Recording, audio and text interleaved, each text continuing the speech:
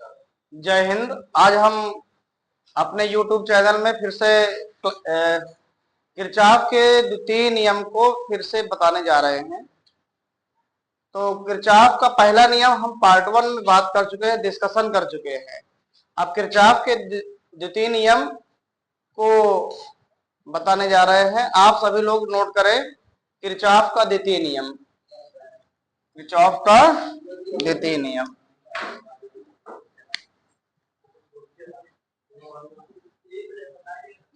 Kirchhoff का द्वितीय नियम, पहला नियम फिर से एक बार रिवाइज कर देते हैं। पहला नियम कह रहा था, ये पहले नियम को किरचॉफ के पहले नियम या धारा नियम को कहते हैं कि किसी संधि पर मिलने वाली समस्त धाराओं का बीजगणितीय योग शून्य होता है। किसी संधि पर मिलने वाली समस्त धाराओं का बीजगणितीय योग शून्य होता है। अब हम किरचॉफ के द्वितीय नियम की व्याख्या करेंगे। किरचॉफ का द्वितीय नियम इसको कहते हैं वोल्टेज नियम। क्या कहते हैं? वोल्टेज नियम या वोल्टेज नियम, या इसको कहते हैं लूप नियम। क्या कहते हैं? लूप नियम कहते हैं। लूप का मतलब क्या होता है ना? तो किरचॉफ का वोल्टेज नियम ये कहता है, किरचॉफ का वोल्टेज नियम ये कहता है कि किसी बंद पाश या बंद परिपथ के विभिन्न भागों में उसके सिरों पर उत्पन्न विभवांतरों का बीजगणितीय योग परिपथ के कुल विद्युत वाहक बलों के बीजगणितीय योग के बराबर होता है। फिर सुन लीजिए, किरचॉफ के वोल्टेज नियम के अनुसार किसी बंद परिपथ के विभिन्न खंडों में उत्पन्न विभवांतरों का बीजगणितीय योग उस परिपथ में कुल विद्युत वाहक बलों के बीजगणितीय योग के बराबर होता है। अर्थात sigma V equal sigma E, नहीं, sigma V equal sigma E, या इसको कहते हैं sigma I R V equal क्या होता है?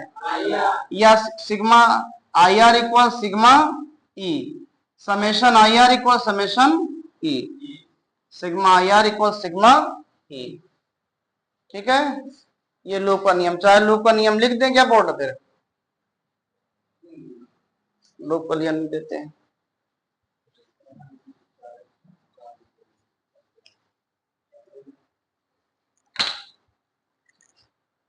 किसी बंद पाश के विभिन्न खंडों में उत्पन्न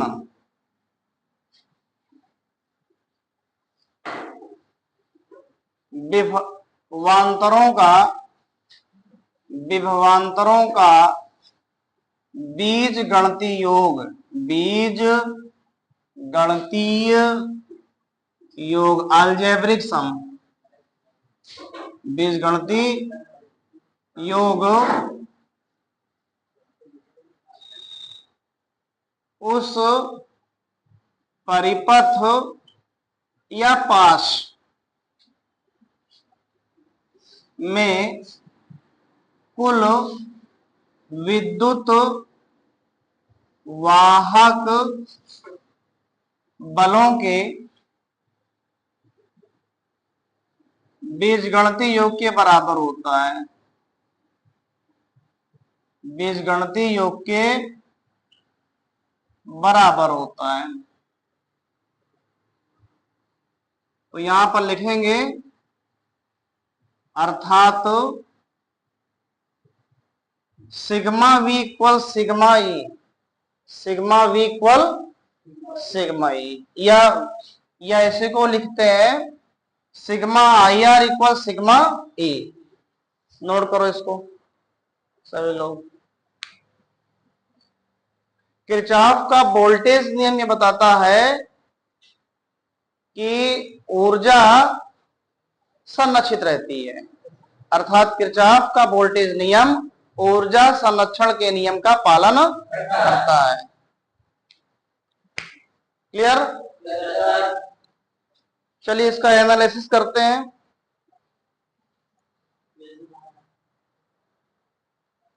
इसका एनालिसिस करते हैं। लिख गया? बहुत इंपॉर्टेंट है यूपी बोर्ड के लिए, परीक्षा के लिए बहुत इंपॉर्टेंट है, निश्चित रूप से आना है। तो हम एक बंद पास लें, ये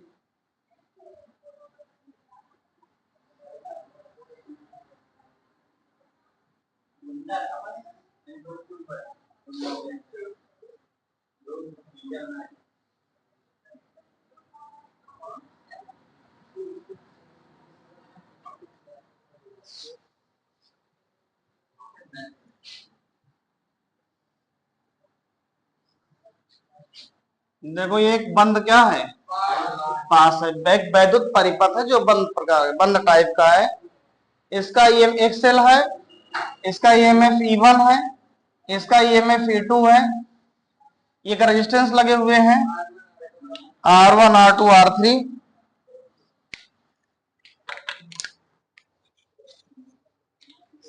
R1 R2 R3, ठीक है, सही है। यहां से अब करंट डिसाइड कैसे करेंगे, करंट का डिसीजन कैसे लेंगे कि करंट किधर बह रही है। हाँ, ये बताया गया है कि हमेशा करंट नेगेटिव टर्मिनल से पॉजिटिव टर्मिनल की ओर बहती है। तो बहाएंगे करंट किधर, इधर, इधर से किधर से, इधर, इधर से। हाँ, माइनस से, ये छोटकोना चिन्ह होता है, छोटकवा वाला चिन्ह माइनस का, ये बड़कवा चिन्ह क्या है, प्लस का है ना। तो हमेशा करंट कैसे फ्लो करेंगे, माइनस से प्लस की ओर, इधर से इधर की ओर। ये करंट आएगी, इधर जाएगी, यहाँ पास आएगी। ये भी करंट देगा कि नहीं देगा, देगा ना। किधर से करंट बहा है, ये मान लिया I1 करंट दे रहा है, ये वाला कितना करंट दे रहा है, I2 करंट दे रहा है ना। कल्पना करें एक ट्यूबवेल लगा हुआ है, जैसे हम लोग देखते हैं ना ट्यूबवेल होता है ना, समरसेबल, ये पंप लगा हुआ है, ये पाइप लगा हुआ है, एक समरसेबल, दो समरसेबल, दो ट्यूबवेल लगे हुए हैं। एक से पनीमा इधर बह रहा है और दूसरा इधर से आ रहा है ना। यहाँ पर दोनों क्या हो रही है, यहाँ पर मुलाकात हो रही है ना। यहाँ पर दोनों क्या हो रही है, मुलाकात हो रही, एक इधर से आ रही है और एक इधर से आ रही है। इधर से कितना आ रही है, I1। ये करंट कितना दे रहा है। तो किरचॉफ के पहला नियम यहाँ पर लगना चाहिए कि नहीं लगना चाहिए। इस संधि पर, इस जंक्शन पर यहाँ पर मुलाकात हो रही है, I1 करंट आ रही है और इधर से I2। इसमें कितनी जाएगी, I1 प्लस I2 करंट जा रही है। तो इस रेजिस्टेंस में कितनी करंट जाएगी, I1 प्लस I2 करंट जाएगी। समझ में आ गई बात। यहाँ पास इसमें I2 चली जाएगी और इसमें I1 चली। तो इस रेजिस्टेंस में कितनी करंट आ रही है, I1 आ रही है। समझ में आया।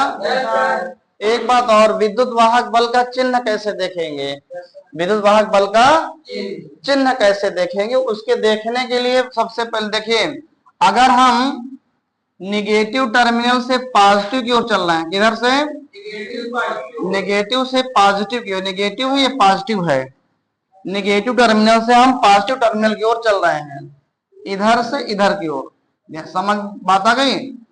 तो ईएमएफ का मान पॉजिटिव होता है, ईएमएफ विद्युत वाहक बल का मान क्या होता है, पॉजिटिव। अगर इसको ऐसे बना दिया जाए, ऐसे आप किधर जा रहे हो, नेगेटिव से पॉजिटिव की ओर, तो ईएमएफ का मान क्या होगा, नहीं नहीं, ईएमएफ का मान पॉजिटिव होगा। नेगेटिव से अगर पॉजिटिव की ओर चले तो हमेशा क्या होगा, हाँ, ये नेगेटिव से आप पॉजिटिव की ओर आ रहे हैं कि नहीं आ रहे हैं, तो क्या होगा, विद्युत वाहक बल का मान धनात्मक होगा, विद्युत वाहक बल का मान पॉजिटिव होगा। समझ में आया। अगर हम रेजिस्टेंस में चले, ये कोई रेजिस्टेंस है, ये कोई रेजिस्टेंस है, इसमें धारा बह रही है, तो धारा की दिशा में जाएंगे, करंट की दिशा में जाएंगे, जिधर करंट की दिशा में जाएंगे, तो जिधर करंट बहेगा उधर जाने पर वोल्टेज मतलब I इंटू आर का गुणनफल जो होगा, I और R का गुणनफल जो होगा, I इंटू आर जैसे कहा जाएगा या V कहा जाएगा, वो क्या होगा, वो पॉजिटिव होगा। अगर धारा की विपरीत दिशा में जाएंगे तो क्या होगा, वो नेगेटिव हो जाएगा। जैसे इसमें जा रहे हैं हम, ये धारा की दिशा में जा रहे हैं, धारा इधर बह रही है, हम इधर जा रहे हैं, तो IR का मान क्या होगा, पॉजिटिव होगा। और धारा की विपरीत दिशा में जा रहे हैं, है ना, ये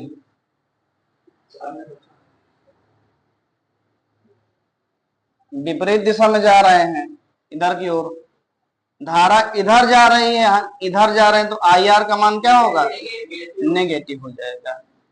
समझ में आई बात। पानी जिधर जा रहा है पाइप से, हम उसकी दिशा में जाएंगे। अगर खेत में पानी लगाए हैं, जिस दिशा में जा रहा है पानी उसी दिशा में जाएंगे तो वोल्टेज क्या होगा, और उसके अपोजिट दिशा में क्या होगा, नेगेटिव होगा वोल्टेज। समझ में आया। तो इसमें दो बंद पास है, इसका एनालिसिस किया जाए, है ना। इसका नाम दे दें A B C D E और F, ठीक है। तो चाहे जो बंद पास ले लीजिए, बंद पास A B E F A, हम इधर से ऐसे चल रहे हैं, तो चाहे इधर से चलो वो आपकी इच्छा है, चाहे इधर से चलो वो आपकी इच्छा है, ठीक है। यस, चाहे इधर से चलो और चाहे इधर से चलो वो आपकी इच्छा है। तो बाई केवीएल का मतलब किरचॉफ वोल्टेज लॉ। क्या होगा भैया, देखो इसमें कितनी करंट आ रही है, I1, हम इधर से जा रहे हैं ना, ऐसे इधर की ओर जा रहे हैं, करंट भी उधर की ओर बह रही है, तो I और R, I1 into R1, positive की नेगेटिव, पॉजिटिव। इस वाले में आओ, करंट इधर जा रही है, हम इधर जा रहे हैं, करंट कहाँ जा रहे हैं, E से B की ओर, हम जा रहे हैं B से इधर जा रहे हैं ना, अपोजिट डायरेक्शन में। फिर सुन लीजिए, हम जा रहे हैं B से E की ओर, अब करंट आ रही है E से B की ओर, इसलिए E क्या होगा, माइनस हो, तो माइनस I इंटू R2, है ना। इस वाले रेजिस्टेंस की बात करो, इसमें कितनी करंट जा रही है, plus I1 plus I2 into R3, equal क्या होगा, equal total EMF, the algebraic sum of total EMF. तो इसमें क्या होगा, हम नेगेटिव से पॉजिटिव जा रहे हैं, प्लस E1, और इसमें क्या होगा, नेगेटिव से पॉजिटिव से नेगेटिव जा रहे हैं, तो माइनस E1 E2 हो जाएगा। तो I1 R1 minus I2 R2 plus I1 R3 या प्लस R2 हो जाएगा। यहाँ I1 R1 माइनस I2 हो जाएगा, I2 R2, है ना। तो ये I1 plus I2 into R3, है ना, relation equal E1 minus E2, relation first. And बंद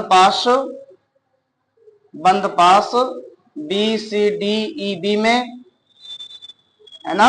इसमें चलें तो कितना करंट है, इसमें कितनी जा रही है, I1 प्लस I2, तो I1 plus I2 into R3 है ना, और ये प्लस होगा I2 इंटू R2 इक्वल क्या होगा E2 है ना।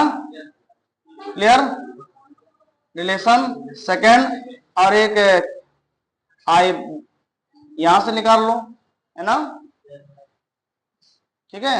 तो इन दोनों को सॉल्व करके I1 I2 की वैल्यू निकाल सकते हैं, है ना। समीकरण 1 व 2 को हल करके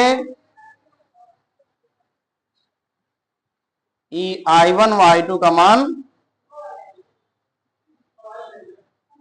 ज्ञात कर सकते हैं। समझ में आया। अब किरचॉफ के नियम के एप्लीकेशन, इस पर न्यूमेरिकल प्रॉब्लम हम अगली वीडियो में बात करेंगे। तब तक के लिए आप लोग नोट करें। धन्यवाद।